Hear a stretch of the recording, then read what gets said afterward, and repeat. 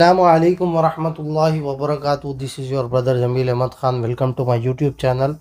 And उम्मीद करता हूँ आप सभी लोग खैर व आफ़ियत के साथ होंगे, और मेरी अल्लाह से दुआ है कि अल्लाह पाक आप सभी लोगों को खुश रखे, हंसता खेलता रखे, और may Allah bless you with health, wealth and prosperity. Let us begin our video. Today is Sunday, and we are going to see the trends of the market, and वो कौन से पॉइंटर्स है जो मार्केट को heavily impact कर सकते हैं this week. वो सारी चीज़ें हम लोग डिस्कस करने वाले हैं इस वीडियो में।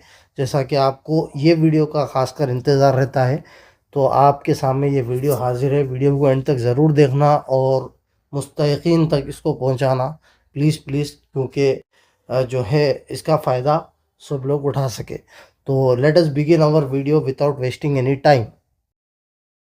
दोस्तों, as usual we see the first segment in the video कि अगर आप पिछला हफ्ता निफ्टी 50 का देखोगे तो निफ्टी 50 वाज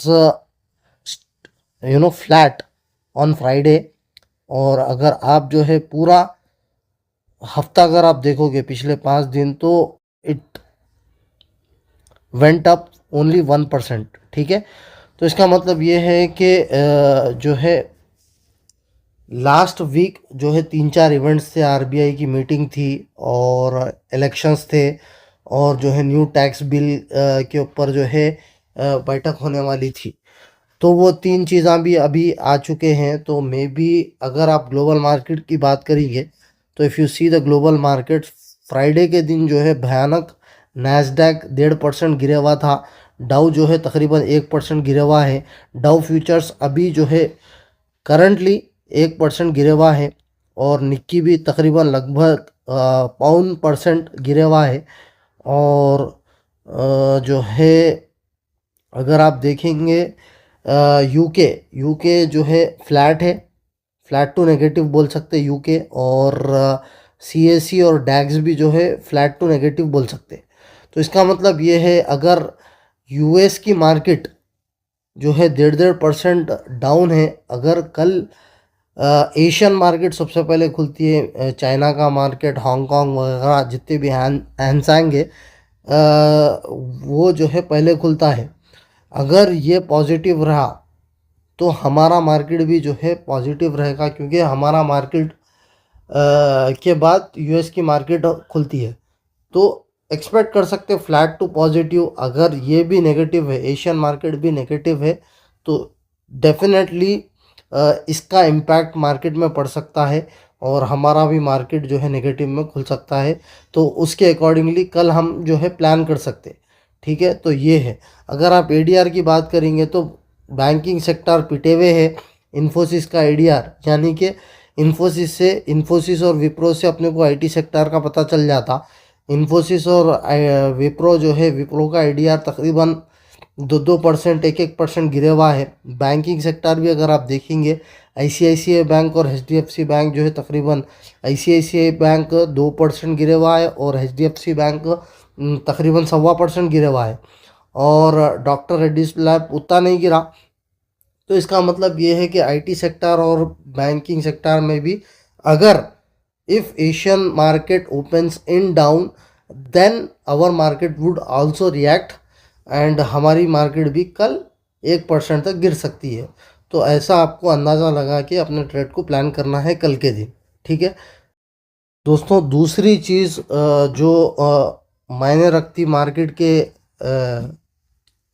दिशा को बदलने में, वो है Q3 के रिजल्ट जो तकरीबन आ चुके हैं। कुछ कंपनीज के अभी भी आना बाकी है, लेकिन when you compare this quarter results with the previous results, इस साल के रिजल्ट्स, इस क्वार्टर के रिजल्ट्स लगभग बेहतर आए हैं।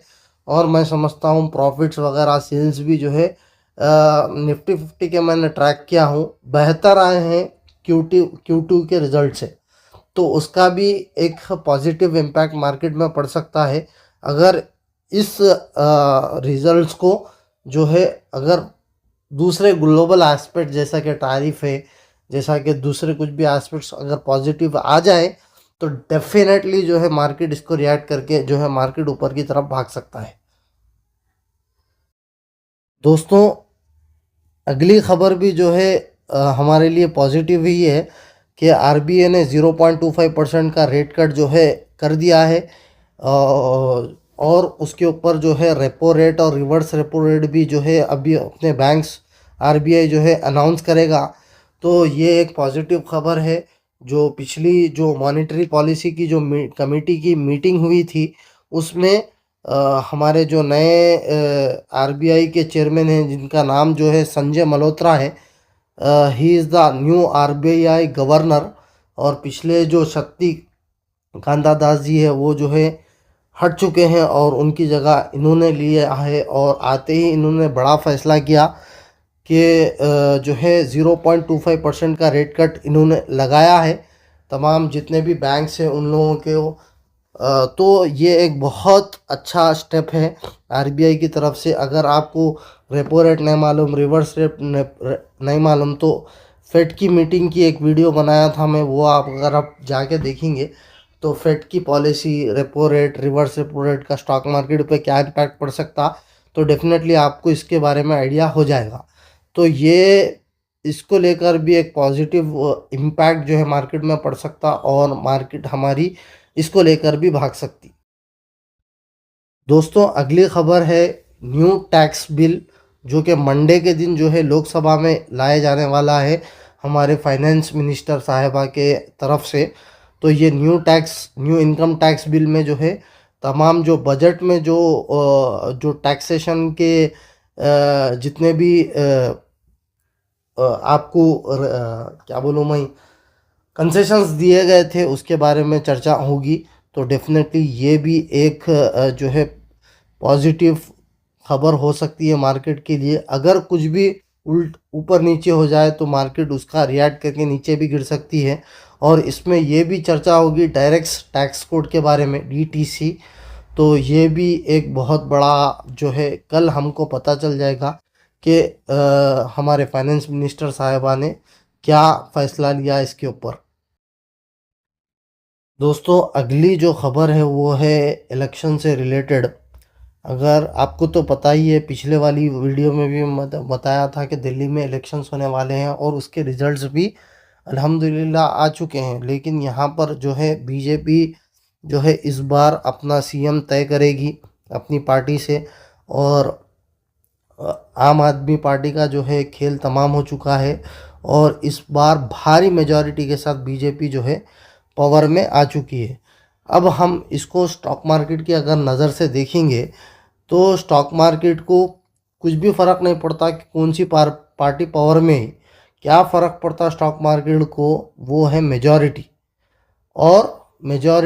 और कौन सी सरकार जो है मजबूती में है, और क्या वो सरकार जो है सेंट्रल गवर्नमेंट में भी है या नहीं है। अगर आप यहाँ पर ये वाले सिनेरियो में देखेंगे तो बीजेपी की सरकार अभी सेंट्रल में भी है और स्टेट गवर्नमेंट में भी बनने वाली है। तो ये गठजोड़ जो है स्टॉक मार्केट के लिए पॉजिटिव होगा। क्यों पॉजिटिव होगा? अगर सेंट्रल गवर्नमेंट की सरकार जो है एक होती है और स्टेट गवर्नमेंट की सरकार एक होती है तो दोनों में नहीं बनती, ये कुछ बोलता ये कुछ बोलता, जिसकी वजह से कंपनीज को नुकसान होता। लेकिन अगर दोनों की सरकार एक ही हो, स्टेट गवर्नमेंट में भी, जैसा कि आपके यूपी में स्टेट गवर्नमेंट की सरकार भी वही छे, सेंट्रल गवर्नमेंट की सरकार भी वही छे, तो पॉलिसीज़ पास होने में, बिल सैंक्शन होने में जो है कंपनीज को बहुत आसानी हो जाती। इसके लिए ये स्टॉक मार्केट के लिए पॉजिटिव रहता है और स्टॉक मार्केट यहाँ पर पॉजिटिवली इम्पैक्ट करके भाग सकता। तो इसके लिए हमको जो है कौन सी पार्टी पावर में उसका लेना देना नहीं है, कौन सी पार्टी जो है सेंट्रल गवर्नमेंट में जो कि पावर में, वो देख के जो है स्टॉक मार्केट में इन्वेस्ट करना है। तो ये एक पॉजिटिव खबर है स्टॉक मार्केट के लिए, मैं समझता हूँ। तो ये एक चीज़ है, इसको लेकर भी मार्केट डेफिनेटली रिएक्ट करेगी। दोस्तों अगली खबर भी बहुत इंटरेस्टिंग है, वो है इन्फ्लेशन से रिलेटेड डेटा जो है इस हफ्ते को सामने आ जाएगा। और जो है अगली चीज़ ये है कि हमारे जो प्राइम मिनिस्टर साहब है वो जो है डोनाल्ड ट्रंप से मिलने वाले हैं ये हफ्ते को। तो यहाँ पर अगर आप देखेंगे, India's Modi to visit US and meet Trump next week, तो डेफिनेटली यहाँ पर टैरिफ्स के ऊपर डिस्कशन होगा। जो डोनाल्ड ट्रंप लगाने वाले हैं हर कंट्री के ऊपर रेसिप्रोकल टैरिफ्स और तकरीबन टैक्स रेट्स के ऊपर भी डेफिनेटली, और डिपोर्टिंग का जो इश्यू चल रहा उसके ऊपर, इलीगल इमिग्रेशन के ऊपर, और ये सारी चीज़ों के ऊपर डेफिनेटली डिस्कशन होगा। तो उसका रिएक्शन भी मार्केट को होगा। अब इस वक्त तो ट्रंप जो है एक पहले इलेक्शन से पहले तो वार ख़त्म कर दूँ, ये ख़त्म कर दूँ, वो ख़त्म कर दूँ बोल के बोले, लेकिन अब जो है यू टर्न ले लिए गाज़ा में जो है लोगों को निकाल देता हूँ, वहाँ पर दूसरे जो है पूरा इंडस्ट्रियल एरिया बनाता हूँ, बड़े अमीरों को रखता हूँ वहाँ पर, इसराइल को सपोर्ट करता हूँ, और जो है पूरे फ़लस्तीन को जो है दूसरा शहर देता हूँ। ये वो बयाना बहुत सामने आए ट्रम्प की तरफ से, जो कि मुझे भी अच्छे नहीं लगे। देखते हैं क्या होता है। अभी उसकी वजह से जो है ग्लोबल टेंशन्स भी पड़ हो सकते, मे इट कुड हैपन। और वहाँ पर रशिया यूक्रेन में भी अभी उस वक्त कुछ भी बड़ी खबर नहीं है। तो ये सारी चीज़ें अभी चल रही है। चाइना के साथ ट्रेड वार भी चल रहा है हमारे यूएस का।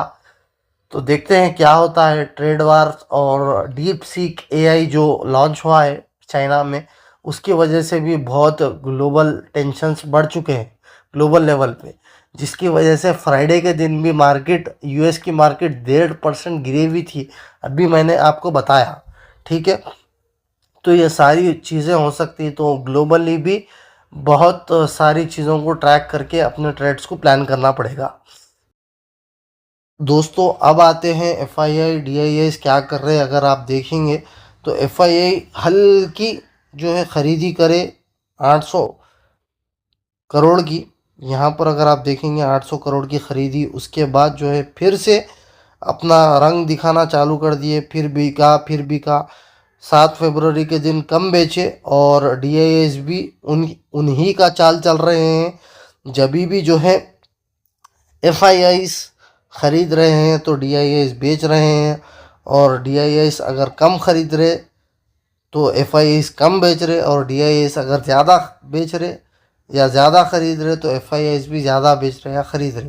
तो ये इन दोनों का जो टसल है वो अभी तक चल रहा है। और मंथली बेसिस पे अगर बात करेंगे तो मंथली बेसिस पे अभी भी हम नेट टू नेट में रेड में हैं।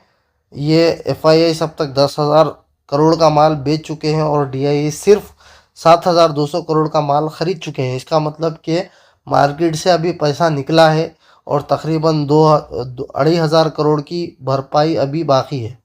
तो ये चीज़ें हैं देखने की। और दोस्तों यहाँ पर क्रूड ऑयल अगर आप देखेंगे तो क्रूड ऑयल भी थोड़ा थोड़ा बढ़ रहा है। डब्ल्यू टी आई क्रूड 75 पार कर चुका है, और ब्रेंट क्रूड तकरीबन 80 के पास चल रहा है। और अगर आप डॉलर की बात भी करेंगे तो डॉलर 87 का मार्क पार कर दिया, अब 88 की तरफ जा रहा है। डॉलर स्ट्रांग हो रहा है, रुपी वीक हो रही है, और ये भी एक बहुत बड़ा चिंता का विषय है हमारे लिए। दोस्तों अब आते हैं टेक्निकल एनालिसिस पे, लेवल्स आप मार्क करके हमको किस तरह ट्रेड प्लान करना है। तो अगर आप देखेंगे ये जो है अभी हमारा जो जो प्राइस एक्शन अभी चल रहा है वो है, ये जितने भी ई एम एस है उसके आसपास चल रहा है, ये पूरे ई एम एस के आसपास चल रहा है। इसको जब भी ये तोड़ के ऊपर की तरफ निकलेगा तब हम बोल सकते हैं कि यहाँ पर जो है एक अच्छी खासी अप मूव आ सकेंगी। जब तक ये सारे ई एम एस को तोड़ेगा नहीं तो हम ये सोचेंगे कि ये एक रेंज बाउंड ट्रेडिंग ही हो रही है। अब वो रेंज क्या है, ऊपर का जो लेवल है वो है तकरीबन 23,750 23,800 का, और नीचे का जो लेवल है वो है 23,000 तकरीबन 250 का, 23,250 का। ये एक रेंज में मार्केट अभी चल रही है। ठीक है, अगर 23,250 का लेवल टूटता है तो नेक्स्ट जो लेवल होगा वो है 23,000 का, वो लेवल हो सकता। अगर 23,800 का लेवल टूटता है तो ऊपर जो है 24,000 का लेवल मार्केट ये हफ्ते में जा सकती है। वरना जो है नीचे की तरफ हमको बाई करके 1% 2% का टारगेट सेट करके चलना है। अगर 23,800 के करीब मार्केट जाती है तो वहाँ से हमको जो है शॉर्ट प्लान करके जो है शॉर्ट सेल करके 1% 2% कमाते हुए हमारी जो होल्डिंग का माल है उसमें बैठे हुए रहना है। Fresh buying I don't recommend right now. जब तक 23,800 का ये जो पार नहीं करता तब तक जो है fresh buying I won't be recommending.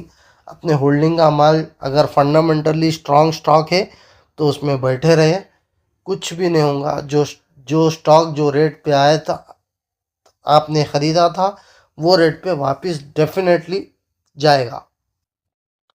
तो ये सारी चीज़ें आपको बयान करने की थी। वीडियो थोड़ा लेट आया लेकिन वीडियो डालना मेरी ज़िम्मेदारी थी।